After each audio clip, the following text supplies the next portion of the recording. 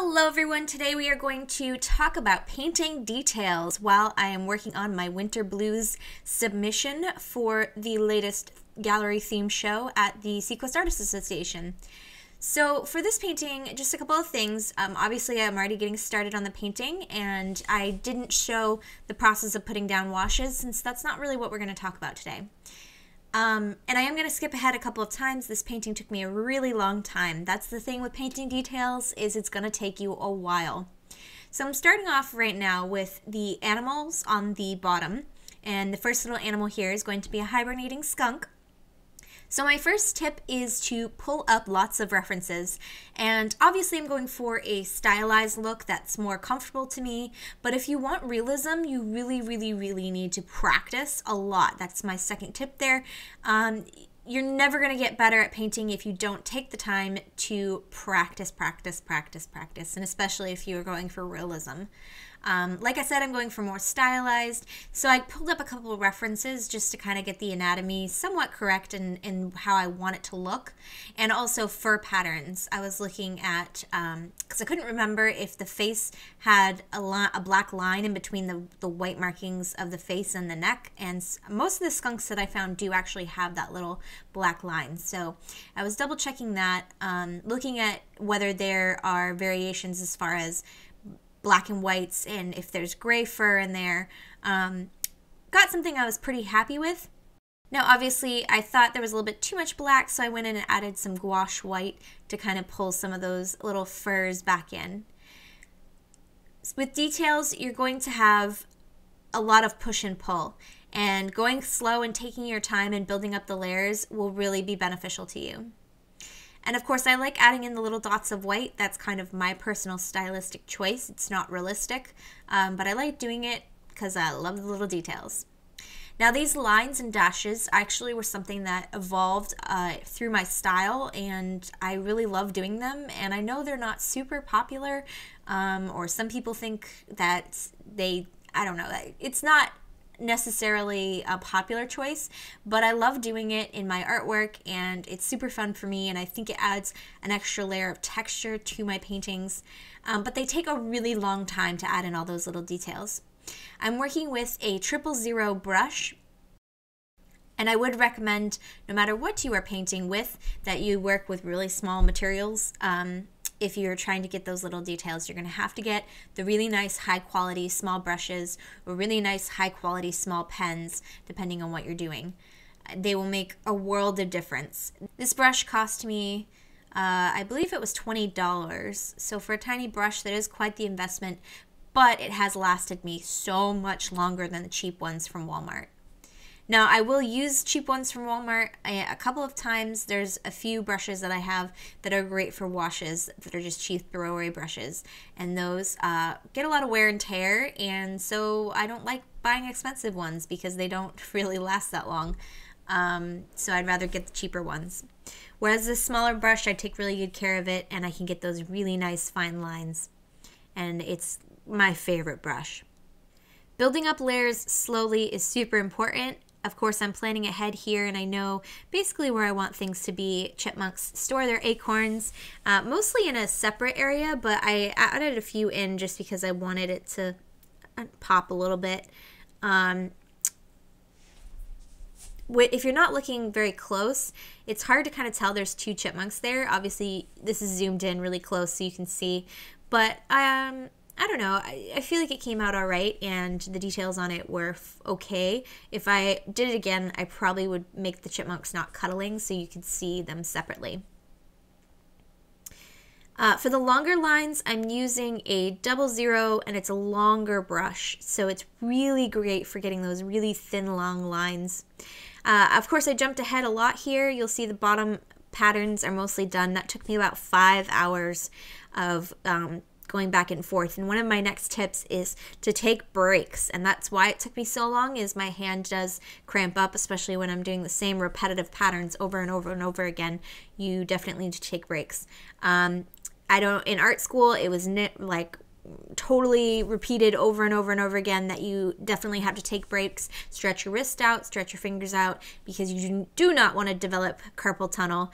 That is a career killer. So definitely take your needed breaks. Now you can see I'm pulling up another reference photo here. I wanted to get the proper blues for snow, so I used a stylized photograph. Obviously that photograph has been photoshopped and enhanced to get those colors, but that's kind of the look that I want, so I was just copying the color for the snow. And looking at how the snow settles on top of the trees as well.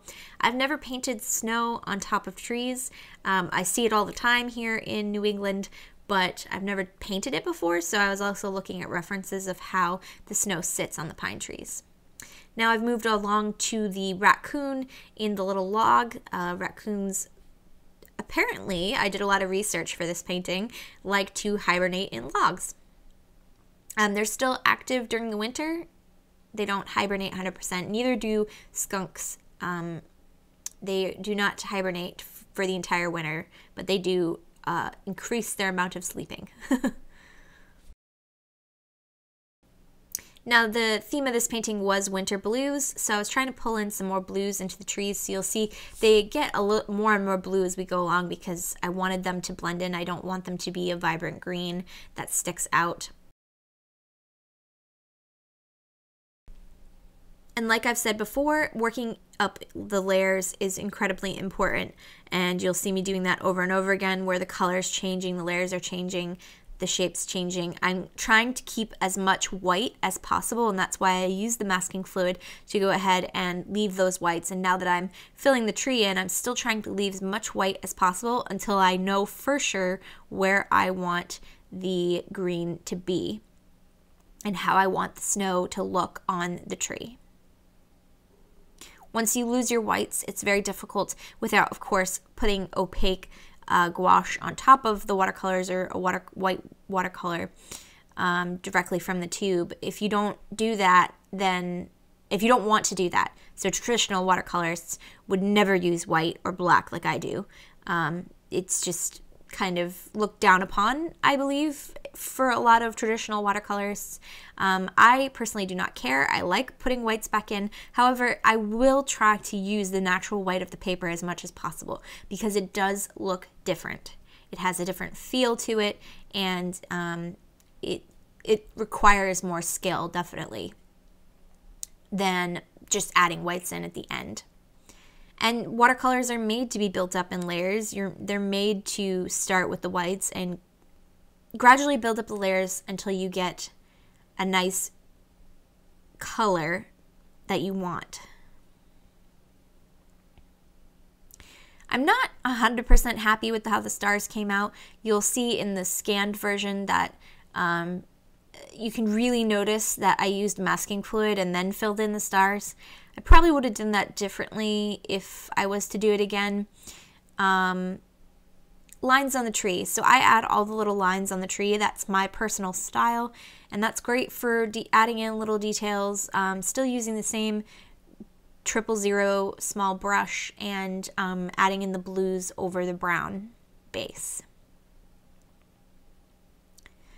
So back to what I was saying about the stars. I used masking fluid to keep the circles, the natural white of the paper, and then I started filling back in with the colors to make some of them into actually 5-pointed stars. And I don't know, I think it's okay. It came out all right. I would recommend actually drawing the stars in masking fluid. If I was to do it again, I would try to do that. It's just very, very challenging to do that with masking fluid because masking fluid is not like paint and is very difficult to work with to get specific shapes. Although ever since learning, and this is another tip, and I'm going to keep saying it in all of my videos, so I apologize for being repetitive, but I did not know this until recently, and it has been amazing. If you are using masking fluid to save your brush from being ruined and to get a nicer tip, use Dawn soap on the brush first and then dip it in the masking fluid. Masking fluid still goes on the same, but it does not stick to your brush or ruin your brush. So that will allow you to get a better design than if you just straight up use a crappy brush and allow it to ruin your brush, and your brush will get all bushy and it will never be able to be used for paint ever again, especially for watercolors. So I think it blends kind of nicely on camera. obviously you can see that I'm filling it in and you can see the differences. And on the actual finished painting, it actually doesn't look that bad. You can't, I mean, if you look really close, you can notice, but it still looks fairly decent. However, the scanned version, you can really tell the colors around the stars. And now that we're getting further into this video, you can see on the video as well, the color around the stars is darker. And that's really not the look that I was going for. But sometimes that happens, and you just kind of have to roll with it, and that's what I did.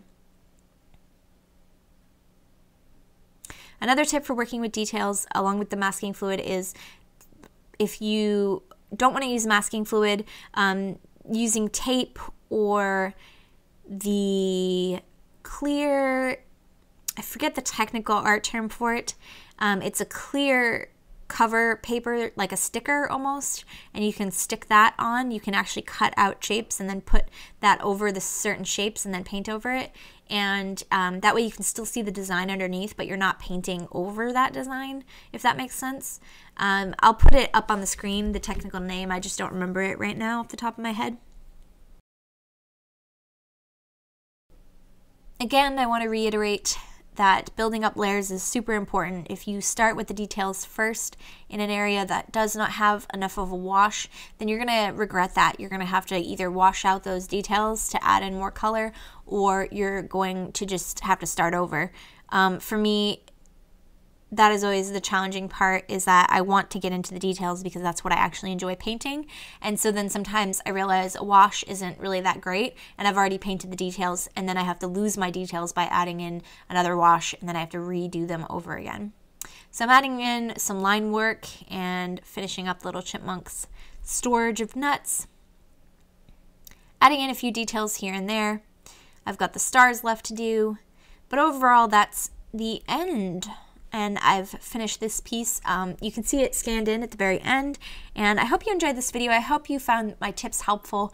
I will link more, I will link in the description box below a blog post with all of my tools listed and the nice concise list of all of the tips that I have mentioned in this video. I hope you enjoyed this painting, and if you would like more art chats and there's other things that you have questions about, please do leave comments in the comment box below and let me know what you're looking for in a art chat, and we can have more of these because I'm going to be painting a lot more this year than I ever have been. So definitely going to be doing more of these time-lapse videos, and I want to make them a little bit more interesting by chatting with you about my process. So let me know any questions you have, and thanks for watching. Until next time, remember to live, love, and travel on. See you next week. Bye!